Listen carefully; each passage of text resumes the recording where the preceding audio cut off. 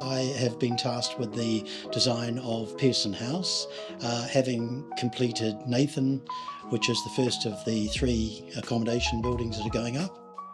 So what I needed to do was to combine the architecture and the interiors between a contemporary new build and an existing neo-Georgian building.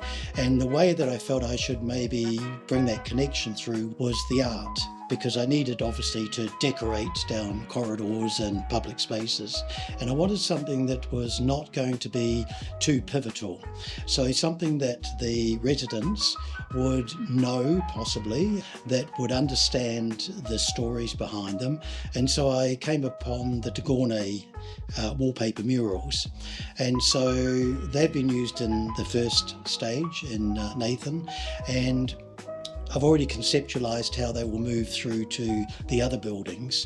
But when it came to Pearson House, because it's neo-Georgian and the Georgians like to use bright colours, it kind of tied back to the whole story with de Gournay, who also use very colourful murals. Pearson House will actually become almost like you're walking into the de Gournay.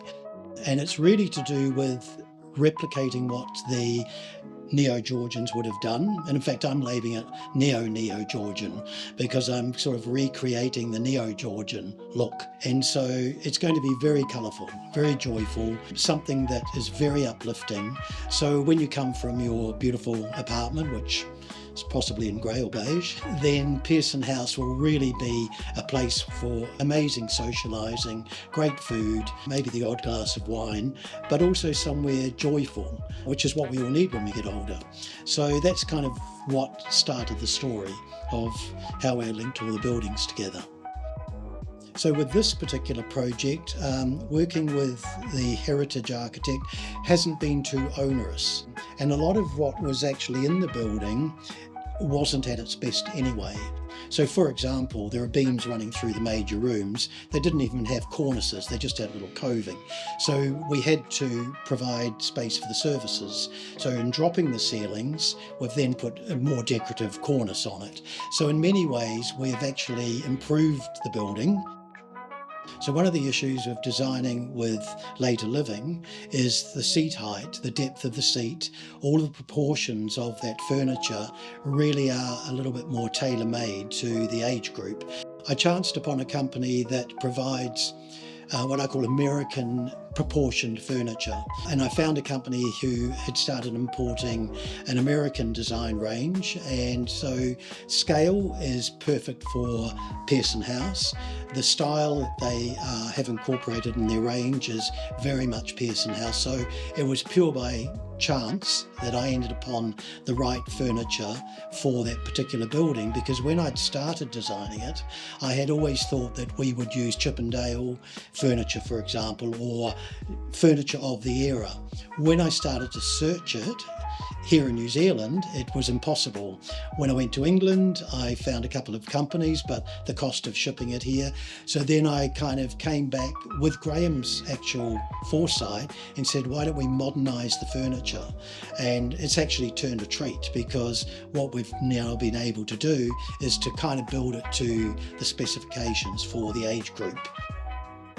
And we have to think about the selection of a lot of the things are all based on fireproof. So I can't just choose a fabric. It has to be fire rated, which limits you considerably. And that goes through everything, that we start to select. It's got to be really, built for purpose. And it restricts you quite a lot in what you can actually do.